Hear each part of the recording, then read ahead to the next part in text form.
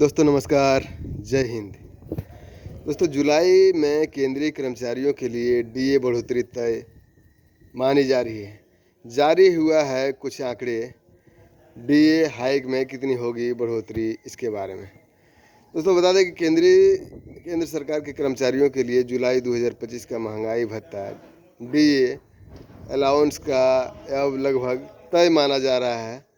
हाल ही में जारी हुए उपभोक्ता मूल्य सूचकांक सीपीआई आईडब्ल्यू के आंकड़ों से यह स्पष्ट कर दिया गया है कि इस बार कर्मचारियों को डीए में अच्छी बढ़ोतरी देखने को मिल सकता है।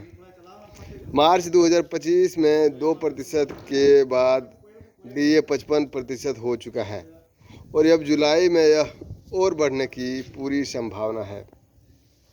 7वें वेतन आयोग का अंतिम डीए बढ़ोतरी हो सकती है जुलाई में।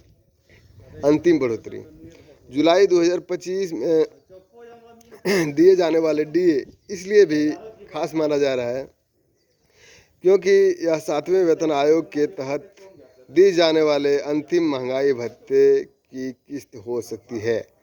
1 जनवरी 2026 से 8वें वेतन आयोग की सिफारिश से लागू होने की संभावना है।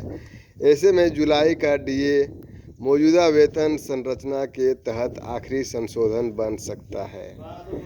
आंकड़ों से स्पष्ट होता है कि जुलाई में डीए में हो सकती है बड़ी बढ़ोतरी।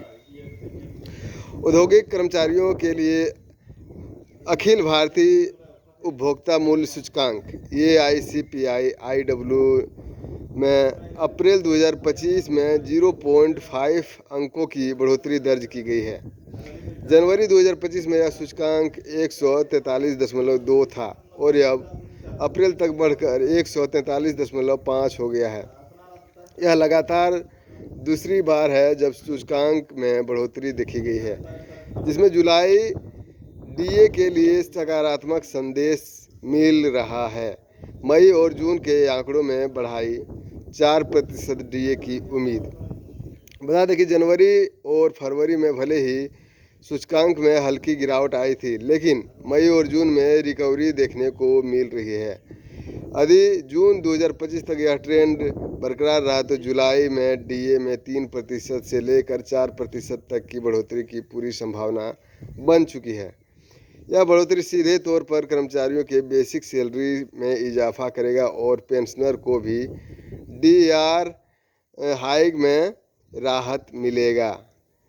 तो दोस्तों अब समझ लीजिए कि 4% तक जा सकता है डीए। वहीं पर सीपीआई आईडब्ल्यू आंकड़े कैसे तय करते हैं डीए की दर, ये जानना बहुत जरूरी है।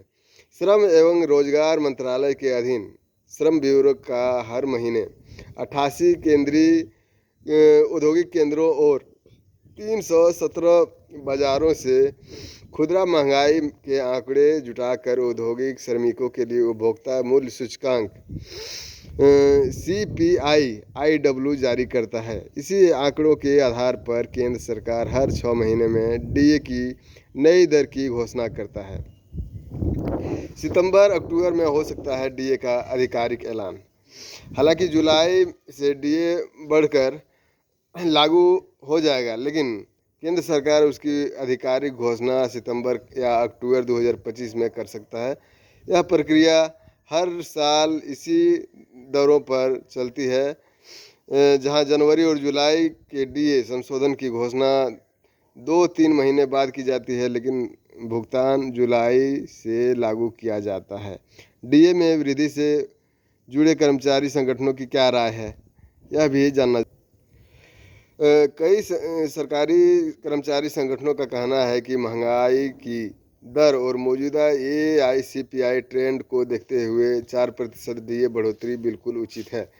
उनका यह भी मानना है कि यह अंतिम डीए संशोधन कर्मचारियों के लिए राहत लेकर आएगा, क्योंकि अगले वेतन आयोग की सिफारिशों से पहले यह वेतन में आखिरी नियमित बढ़ोतरी हो सकता है। क्या 8वें वेतन आयोग की प्रक्रिया शुरू हो चुकी है, ये भी जानना बहुत जरूरी है। हालांकि सरकार ने जनवरी 2025 में 8वें वेतन आयोग को लेकर अपनी मंजूरी जरूर दी थी, लेकिन अभी तक इसके गठन की आधिकारिक प्रक्रिया पूरी नहीं हुई है। ऐसे में अगले कुछ महीने में इसके टर्म्स ऑफ रेफरेंस जारी किए जाने की संभावना है ताकि जनवरी 2026 से इसे लागू किया जा सके। तो ये था दोस्तों अभी अभी का तुरंत का ताज़ा खबर जो कि नया अपडेट सामने में आया है, लेकर आपके पास आया। वहीं पर 18 महीने के डीए जो है केंद्र सरकार देने का नाम नहीं ले रहा, जो कि कोरोना काल से लटका हुआ है।